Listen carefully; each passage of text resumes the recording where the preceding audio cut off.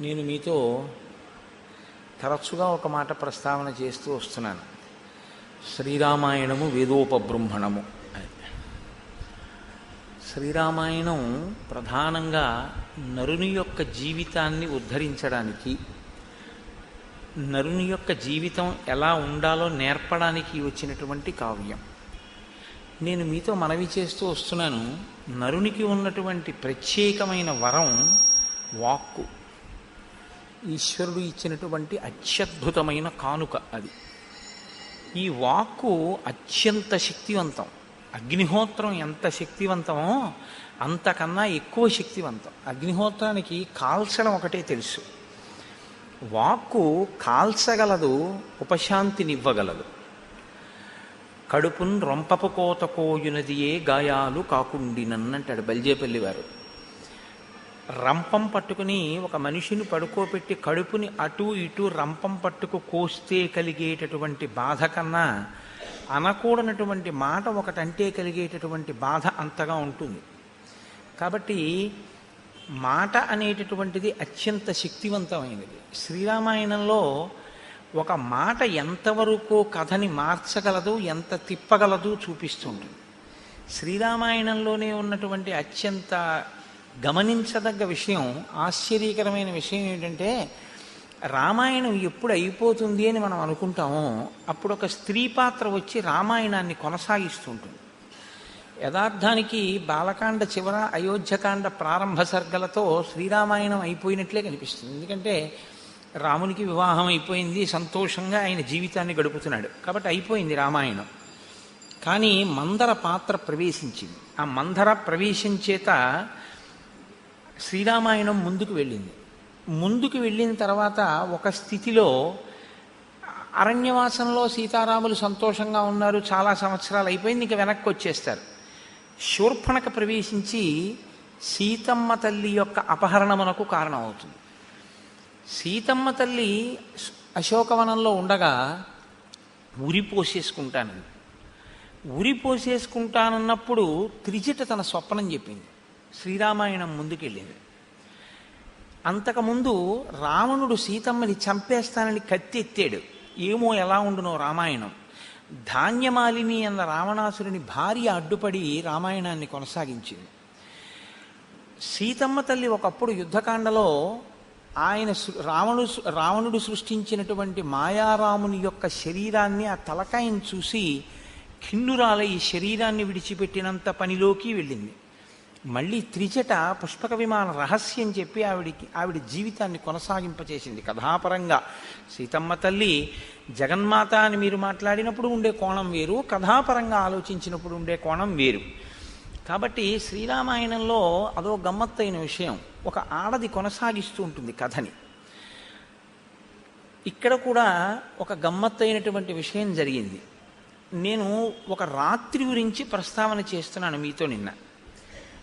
ఒక రాత్రి అంటే దశరథ మహారాజు గారు రేపు ఉదయం పుష్యమీ నక్షత్రంలో రామచంద్రమూర్తికి యవ్వరాజ్య పట్టాభిషేకం చెయ్యాలి అని సంకల్పం చేసినటువంటి రోజు రాత్రి దశరథుడికి ఉద్వేగంతో నడుస్తోంది రాత్రి వరకు. ఇంకా రాత్రి దశరథుడికి గడవలేదు నిన్న. ఎందుచేత అంటే ఆయన ఏదో తొట్టుపాటు పడుతున్నాడు మనసులో. సీతారాములకి సంబంధించినంత వరకు వాళ్ళు యథాశాస్త్రంగా ఉపవాస దీక్ష చేత ఆ రాత్రి పూర్తి చేశారు. కౌసల్యామాతకి సంబంధించినంత వరకు సుమిత్రా లక్ష్మణుల్ని సీతమ్మని దగ్గర పెట్టుకుని ఆవిడ దైవారాధన యందు ఆ రాత్రి గడిపింది. పౌరులు జానపదులు అత్యంత ఉత్సాహంతో గడిపారు. దశరథ మహారాజు గారికి ఎలా గడిచింది ఆ రాత్రి? దశరథ మహారాజు గారికి గడవవలసిన రాత్రిని అప్పటి వరకు రామాయణంలో అసలు ఏ ప్రాధాన్యత లేనటువంటి ఒక పాత్ర నిర్ణయించింది. దశరథ మహారాజు గారికి ఏమి, రామాయణ కావ్యాన్నే ఆవిడ ఒక మలుపు తిప్పేసింది అంతే.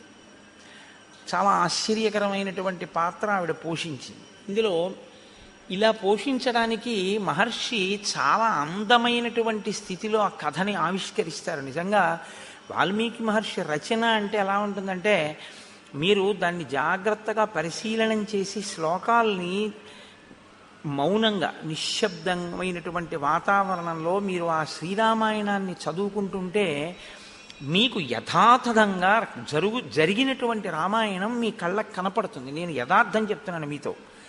మీరు కొంచెం ప్రశాంతంగా కానీ చదవగలిగితే మీకు ఆ పాత్రలు కళ్ళ ముందు కనపడతాయి. కనపడడంలో ఏమవుతుందంటే మీ ప్రమేయం లేకుండా ఒక్కొక్కసారి మీ కన్నుల వెంట నీరు కారిపోయి మీకు గ్రంథం కనపడదు. కనపడనప్పుడు మీకు తెలుస్తుంది, ఓహో నా కళ్ళమ్మట నీళ్లు కారుతూ ఉండడంలో నాకు పుస్తకం కనపట్టలేదు అనిపిస్తుంది మీకు.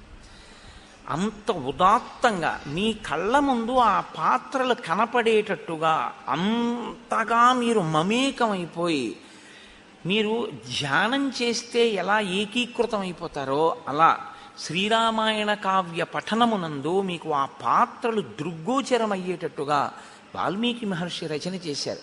నేను అందుకే మీతో మనవి చేస్తూ ఉంటాను, రామాయణానికి పెద్ద చిలవలు పొలవలు చేసి కూడా ఏమీ చదవక్కర్లేదు. రామాయణాన్ని రామాయణంగా చదవండి చాలు, అది అమృత ఫలం. అలా చదువుకుంటే చాలు. రామకథని రామకథగా మీరు చదివితే మీకు అసలు ఎంత గొప్పగా వర్ణిస్తారంటే, అదేంటి ఎన్ని కక్ష్యలు ఉన్నాయి, ఎన్ని కక్ష్యలు దాటితే రథం అక్కడ వరకు పెడుతోంది, అంతఃపురం ఎక్కడుంది, అంతఃపురంలో ఆయన ఏం చేస్తున్నాడు, ఆయన పక్కన ఎవరున్నారు, అక్కడ వేసిన ఆసనాలు ఎలా ఉన్నాయి, వచ్చిన ఆయన ఏం చేశాడు, కూర్చోమన్నారా, కూర్చున్నారా, నించున్నారా, లేచారా, మాట్లాడారా, తిన్నారా, తినలేదా, తాగారా, పడుకున్నారా, స్పష్టంగా. ఇది మీకు ఎలా ఉంటుందంటే మీరు అలా చదువుతూ వెళుతుంటే, కానీ మీ దృష్టి మాత్రం ఏకాగ్రత ఉండాలి. మీరు చదువుతూ వెళుతుంటే మీకు జరిగినటువంటి శ్రీరామాయణం ఇప్పటికీ ఇక్కడ దర్శనం అయ్యేటట్టుగా మహర్షి ఇచ్చారు. లోకంలో సాధారణంగా ఏంటంటే ఏదైనా ఒక వస్తువు మీద ధ్యానం చెయ్యాలి అంటే మీ నేత్రములు మూతపడ్డ తర్వాత, మీకు ఆ ధ్యాననిష్ట కలిగిన తరువాత అది మనఃఫలకం మీద దృగ్గోచరం అవుతుంది. శ్రీరామాయణం అలా కాదు. ఆ కావ్యం ఎంత గొప్పగా ఉంటుందంటే సామాన్యులైనటువంటి వారికి కూడా మీరు దాన్ని తదేక నిష్ఠతో చదివితే మీకు అసలు సమయం అన్నది ఏం తెలియదు. మీకు శ్రీరామాయణం అలా కళ్ళ ముందు ద్యోతకం అవుతుంటుంది. దానివల్ల ఏమైపోతుందంటే, నేను మీకు నిజం చెప్తున్నాను, మీరు ఆ ప్రయత్నం చేసి చూడండి. మీరు ఒక 2-3 రోజులు అలా చేయగలిగితే 4వ రోజున మీకు ఏమవుతుందో తెలుసా అండి? మీకు పరకాయ ప్రవేశం చేసేస్తారు. మీరు అయోధ్య నగరంలోకి వెళ్ళిపోయి, మీకు ఎలా ఉంటుందంటే తెలిసిన రామకథ అయినా ఎవరైనా వస్తే మీకు చికాకు వస్తుంది. మీకు మళ్ళీ ఎంత తొందరగా శ్రీరామాయణాన్ని తీసి అలా శ్లోకం ప్రతి విషయాన్ని చదువుతూ అందులో మమేకమైపోదామా అనేటటువంటి ఆకర్షణ మిమ్మల్ని లాగేస్తుంది. లాగేసి శ్రీరామాయణం మిమ్మల్ని అలా తరింపచేసేస్తుంది. అంత గొప్ప రచన చేశారు. అందుకే ఆ ఋషి రుణం మనం తీర్చుకోలేము. రామకథని రామకథగా చదివితే చాలు, ఇంకా దానికి ఏం అక్కర్లేదు. ఎలా ఉందో అలా యథాతథంగా రామకథని చదువుకుంటే చాలు. అలా మీకు మిగిలిన వాటిల్లో పసగుతుందా అంటే అలా హామీ ఇవ్వడం కొంచెం కష్టం. నేను ఎందుకంటున్నానంటే, మనసు అనేటటువంటిది ఎలా ఉంటుందంటే ఇది ఇలా ఉంటుందా అను అనుమానం వచ్చేలా ఉంటుంది. మనుష్య ప్రవృత్తికి చాలా దగ్గరగా ఉంటుంది రామాయణం. కొంచెం కాస్త దూరంగా మీరు అలా పట్టుకోవడానికి వీలు లేని రీతిలో ఉంటాయి మిగిలినవి. నేను ఉదాహరణ చెప్పాలంటే, కృష్ణుడు 7 రాత్రులు 7 పగళ్ళు తన చిటికెన వేల మీద కొండ ఎత్తి పట్టుకున్నాడు అని భాగవతం చదివారనుకోండి, నేను అది తప్పని అంటలేదు. నాకు భాగవతం అంటే పరమభక్తి ఉంది. కానీ ఒక సామాన్య పాఠకుడికి ఏమవుతుందంటే అంతరార్థం తెలియనప్పుడు భక్తితో చదువుతారు, నేను కాదంటలేదు. అలా పట్టుకుంటారా? కృష్ణుడు కాబట్టి పట్టుకున్నాడు, కానీ అలా పట్టుకోవడం కుదురుతుంది? అలా కొండ ఎత్తి చిటికెన వేల మీద పెట్టుకుంటారా అని ఒకటి ఉంటుంది లోపల. కాబట్టి అదంత తేలికగా మీరు దర్శనం చేయలేరు. కొండ చిటికిన వేలు మీద ఎత్తి పట్టుకోవడాన్ని మీ మనసు ఎప్పుడూ చూడలేదు. కాబట్టి మీరు అలా దర్శనం చేయడం కూడా కొంచెం కష్టంగానే ఉంటుంది. శ్రీరామాయణం అలా కాదు. అందుకే ఇప్పటికీ శ్రీరామాయణంలో పాత్రలు సామెతలుగా లోకంలో బతికున్నాయి. ఈవిడెక్కడరా మందర్లాగా వచ్చి అగ్నిహోత్రం రకాలు చేసింది అంటారు. శూర్పణకలాగా అబ్బో ఎంత అసూయో అంటారు. రావణాసురుడి కాష్టంలా రగులుతూనే ఉందంటారు. ఈట కుంభకర్ణుళ్ళ నిద్ర అంటారు. విభీషణుళ్ళ ఇంటి గుట్టు రట్టు చేశాడంటారు. రామచంద్రమూర్తిలాగా వీడు 2 మాటలు లేవు వీడికి, ఒక్కటే మాట అంటారు. ఏమిటి లక్ష్మణమూర్తిలా కోపం ఏమిటి వీడికి అంటారు. ఏమి ఓర్పు సీతమ్మ తల్లి అంటారు. రామాయణంలో పాత్రలు లోక జీవనంలోకి వచ్చి ఇమిడిపోయాయి. కారణం ఏమిటంటే ఆ పాత్రలు మీకు అర్థమై మనసు మీద ముద్ర వేయడానికి మీరేదో పెద్ద సాధన ఏం చేయక్కర్లేదు, అవి చాలా సామాన్యంగా మీతో మమేకం అవుతాయి అటువంటి పాత్రలు. కాబట్టి ఇప్పుడు మంధర అన్న పాత్ర ఒకటి ప్రవేశించింది. అయితే ఈ మంధర అన్న పాత్ర అసలు ఎవరు ఎక్కడి నుంచి వచ్చింది అన్న దాని మీద చర్చ ఉంది. కానీ మహాభారతంలో మాత్రం, శ్రీరామాయణంలో ఆ విషయం లేదు, కానీ మహాభారతంలో మాత్రం దీని గురించి ఒక మాట చెప్తారు. ఏమనంటే, ఆమె దుందుభి అనేటటువంటి ఒక గంధర్వ కాంత, ఆమె రావణాసురుని చేత బాధింపబడిందని, అనేక మంది కాంతలు బాధింపబడినట్టే బాధింపబడి చతుర్ముఖ బ్రహ్మగారిని ఆశ్రయిస్తే ఆయన నీవే రావణాసురుని యొక్క భంగపాటుకు శ్రీరామాయణంలో ప్రధాన పాత్ర పోషించేటటువంటి కుబ్జగా జన్మిస్తావని అనుగ్రహింపబడిందని, అందుచేత ఈ జన్మలో ఆమె కుబ్జగా వచ్చిందని, ఆమె పుట్టుక నుంచి కైకమ్మతో కలిసి ఉంది, ఆమె పుట్టిన దాదిగా కైకతోనే కలిసి ఉంది. కాబట్టి ఆమె ఎవరు ఏమిటి అన్నదానికి అంత పెద్ద ప్రాధాన్యత లేదు. ఆమె ఏ పాత్ర పోషించింది శ్రీరామాయణంలో, ఆమె సాధించగలిగినటువంటి విషయమేమి అన్నదాని మీదే ప్రధానం. కాబట్టి మహర్షి అంటారు, జ్ఞాతి దాసీ యతో జాత కైకేయ్యాస్తు సహోషిత ప్రాసాదం చంద్ర సంకాశం ఆరురోహ యదృచ్ఛయా. ఆ మాటలలో ఉంది అందం. యదృచ్ఛయా, ఈశ్వరుని సంకల్పము చేత. మంధర చాలా చిన్న పాత్ర అండి, ఒక దాసి ఆమె. ఆమె ఆ రోజున మేడ ఎక్కడం అనేటటువంటిదే రామాయణాన్ని మార్చింది. మేడ ఎందుకు ఎక్కింది? ఏదో పని ఉండాలి కదా, రాత్రి మేడ ఎక్కడానికి ఏదో పని ఉండాలి. అంటే మహర్షి అన్నారు యదృచ్ఛయ, దైవము యొక్క నిర్ణయము చేత. అంటే ఇప్పుడు కైక మేడ ఎక్కడమే రామాయణంలో చాలా గొప్ప మలుపు తీసుకురాబోతోంది.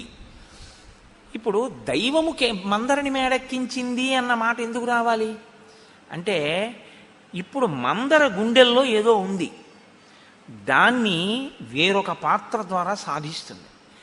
సాధించిన దాని వలన కైకమ్మ ఆ మందర పొందిన తృప్తి ఏమి అని మీరు అడిగితే చెప్పడం కష్టం, చాలా కష్టంగా ఉంటుంది. అంటే మనుషుల యొక్క ప్రవృత్తి అలా ఉంటుంది. అది ఎందుకు కోపం అని మీరు అడిగారు అనుకోండి, దానికి ఏం కారణం ఉండదు. కొంతమంది చూడండి, ఒకరంటే చాలా అభిమానం ఉంటుంది, అందుకని రెండో వారి యొక్క సమర్థతని అంగీకరించలేరు. ఇది తరచుగా కనపడుతూ ఉంటుంది. ఎవరో నాకు బలనాయన అంటే ఇష్టం, కాబట్టి రెండో ఆయన యొక్క ఉన్నతి, ఇది ప్రత్యేకించి నేను యువతరంలో నటీనటుల విషయంలోనూ క్రికెట్ ప్లేయర్స్లోనూ బాగా గమనిస్తూ ఉంటాం. ఒక ఆట చూసేటప్పుడు ఆయన ఆటని ఆ రోజున మీరు మెచ్చుకోగలిగి ఉండాలి. ఇవాళ ఆయన చాలా బాగా ఆడగలిగాడు, ఆ ఆట యందు ఉన్నటువంటి పరిణతిని మీరు శ్లాఘించగలగాలి. అది ఆట చూడడం అంటే. ఆయన ఇంకో దేశం వాడా ఈ దేశం వాడా, ఆట దేనికి అంటే మనోరంజకత్వము కొరకు. అలా కాకుండా ఎవరో ఒకరిని చాలా ఆరాధిస్తారు, ఈ ఆరాధన ఎలా ఉంటుందంటే ఆయన ఎప్పుడూ 200 కొట్టేయాలని.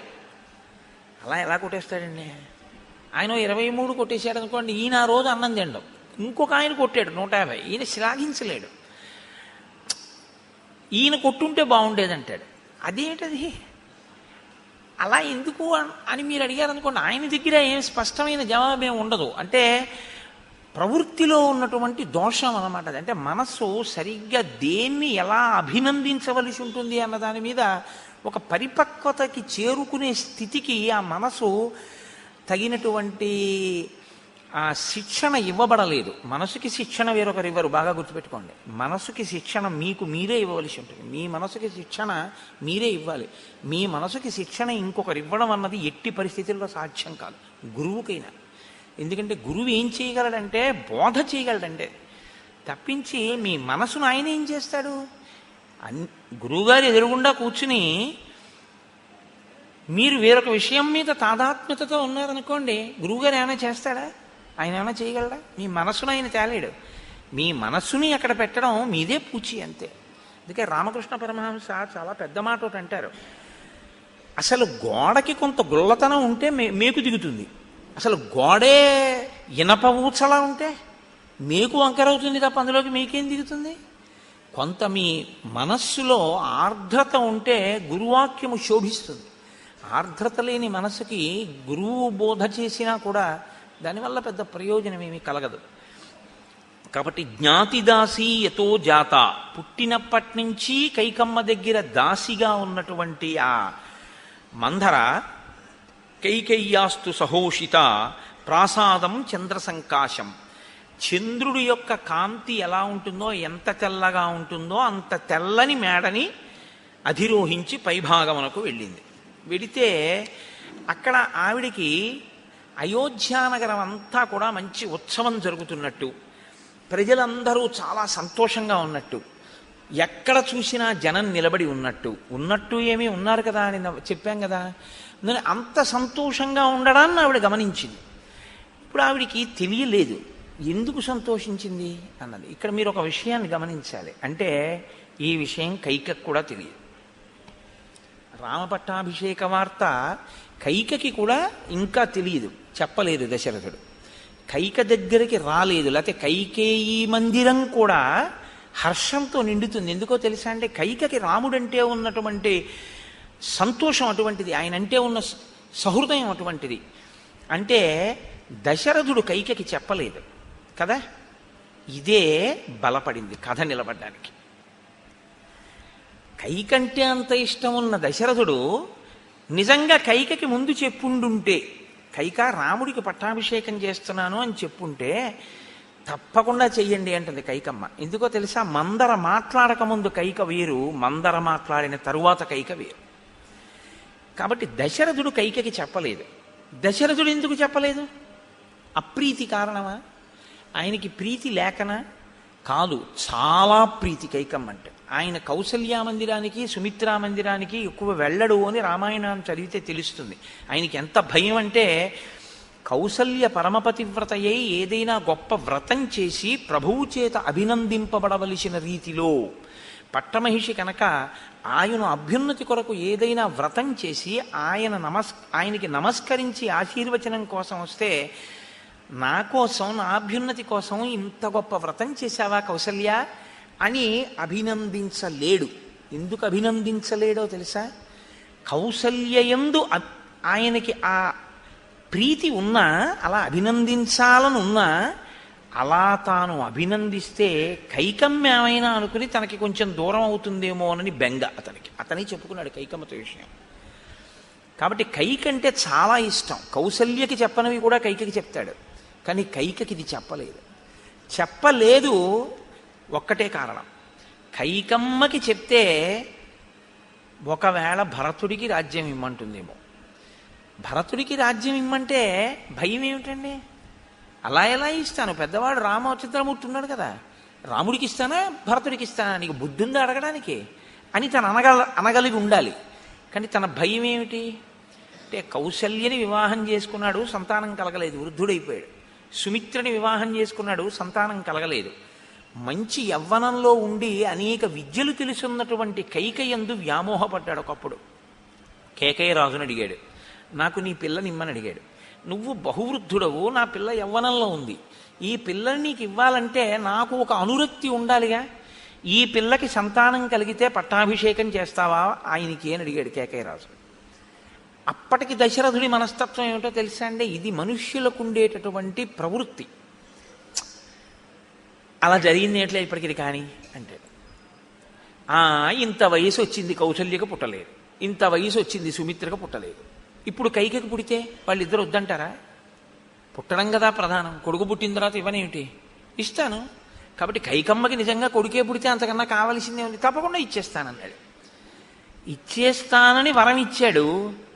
ఇప్పుడు ఏమైందంటే కౌసల్య కడుపున పుట్టిన రాముడి మీద మమకారం ఎక్కువ ఉంది. ఎందుకంటే రాముడు సుగుణాభిరాముడు, కౌసల్య కొడుకని కాదు, రాముడు గుణముల చేత తండ్రిని వశం చేసుకున్నాడు. కాబట్టి ఇప్పుడు రాముడికి రాజ్యం ఇవ్వకుండా ఉండలేడు.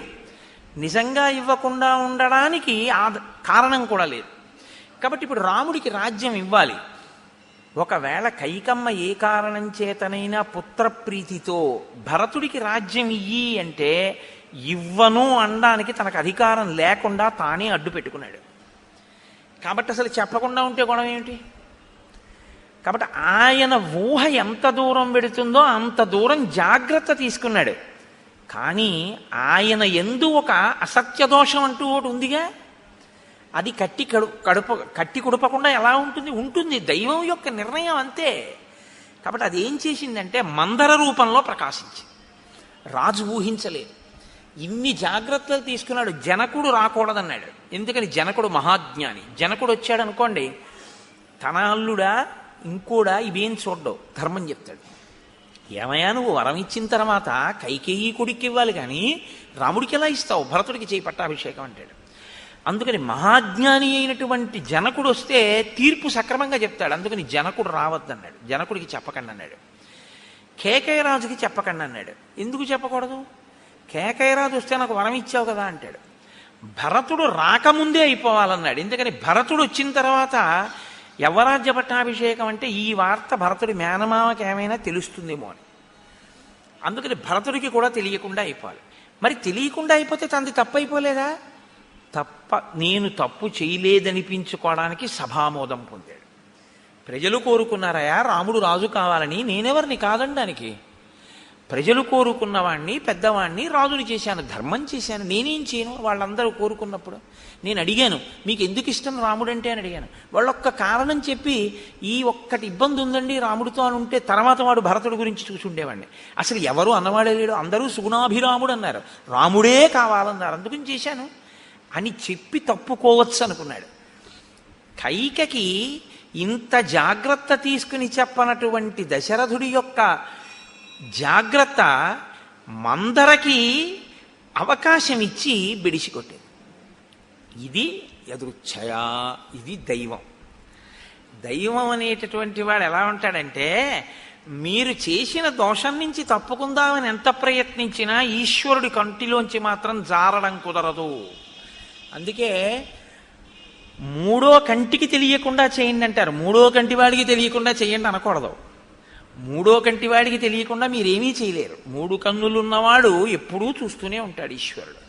మూడో కంటికి తెలియకుండా చేయగలరేమో ఏదైనా. మూడో కన్ను అంటే నా రెండు కళ్ళు కాకుండా పక్కవాడి రెండు కళ్ళల్లో ఓ కన్నుకు కూడా తెలియకుండా ఏమైనా చేస్తానేమో, కానీ మూడో కంటి వాడికి తెలియకుండా చేయడం అసంభవం. ఇది బాగా నాటుకుందనుకోండి మీకు మనసులో, మూడో కంటి వాడికి తెలియకుండా నేనేది చెయ్యలేను, కాబట్టి మీరిప్పుడు తప్పు చెయ్యలేరు. ఈశ్వరుడు చూస్తున్నాడు, గమనిస్తున్నాడు అన్నారనుకోండి, ఏ ముఖం పెట్టుకు తప్పు చేస్తారు? ఏ ముఖం పెట్టుకుని మళ్ళీ రేపు పొద్దున పూజామందిరంలోకి వెళ్ళి కూర్చుంటారు ఆయన దగ్గర? కుదరదు కదా, చేయలేరు. అందుకే మీ అభ్యున్నతి మీ విశ్వాసం మీదే ఉంటుంది. రామాయణం ఇది మీకు బాగా ప్రోధి చేస్తుంది. ఈశ్వరుడు యొక్క సంకల్పములంటే ఎలా ఉంటాయో తెలుసా? అయోధ్యకాండ మొత్తం మీద దీన్ని పట్టుకున్నవాడు ఎవరో తెలుసా అంటే రాముడు ఒక్కడే. ఇంకా ఏ పాత్ర ఇది మాట్లాడదు, అన్నీ ఏడుస్తాయి.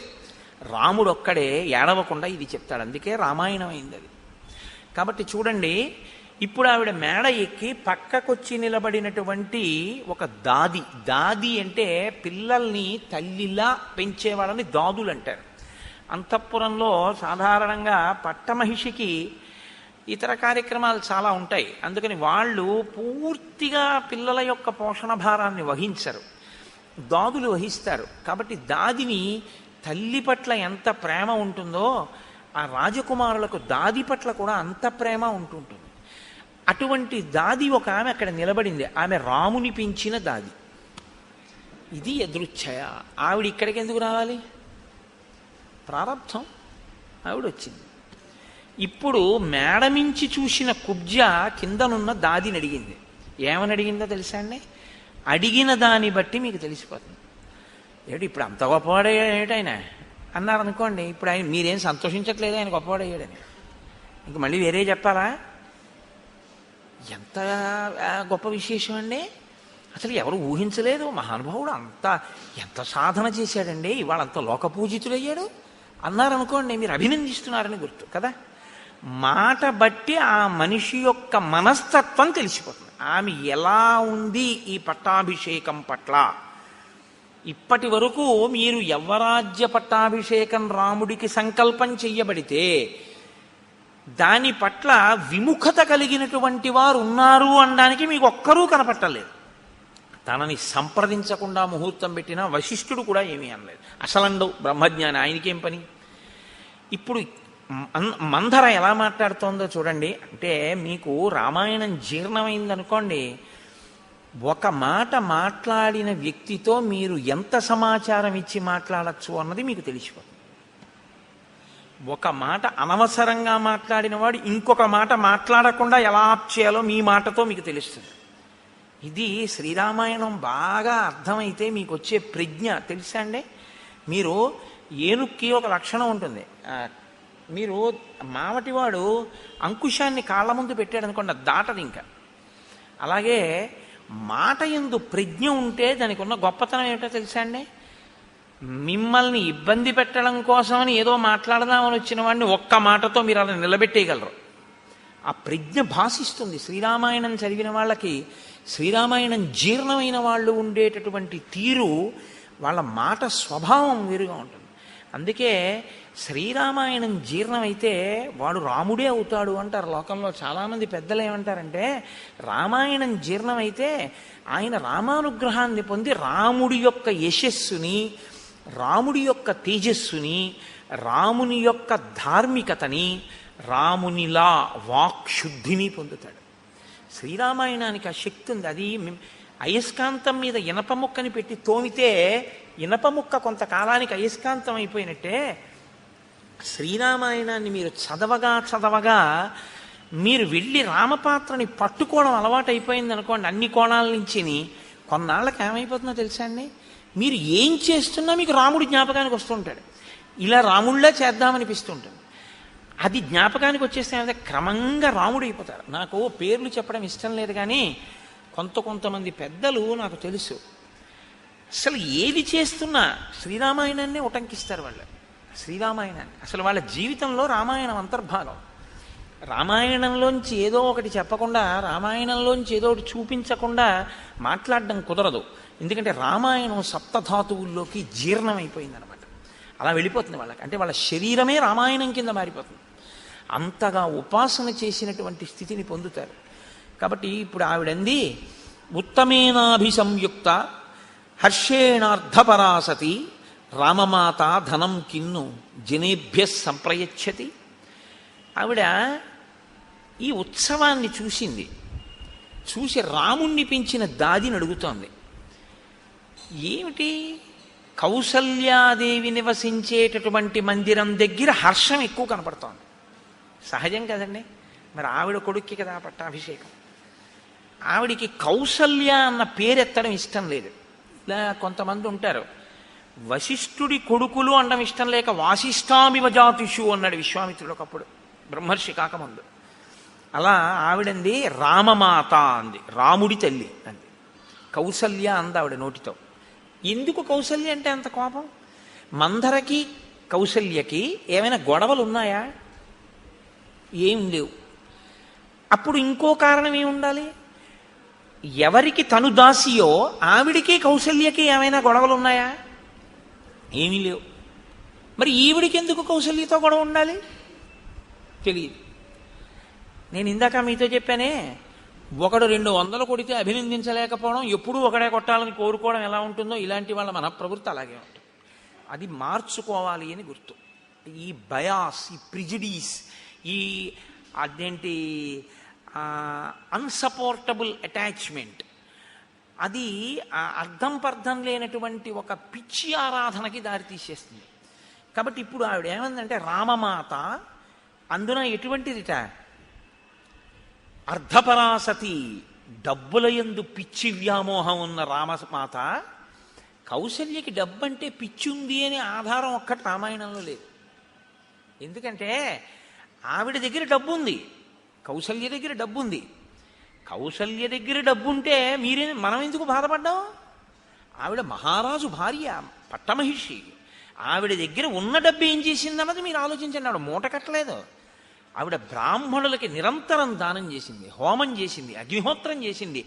నువ్వు అభినందించడానికి నీ కళ్ళ ముందు జరుగుతున్నది చాలదా? నీ కంటికి చూడనిది, నీ కన్ను చూడనిది, నీకు స్పష్టంగా తెలియని దాన్ని గురించి నువ్వు ఎందుకు వ్యక్తిని అనవసరంగా హింస పెట్టి నింద చేస్తావు? నీ కంటికి కనపడుతున్నదేదో ప్రత్యక్షంగా దానివల్ల నువ్వు వ్యక్తిని అభినందించలేవా? ఇది సంస్కారానికి సంబంధించిన విషయం. ఇప్పుడు మందర కౌసల్య చేసేటటువంటి దానాలు తెలుసుకుంటే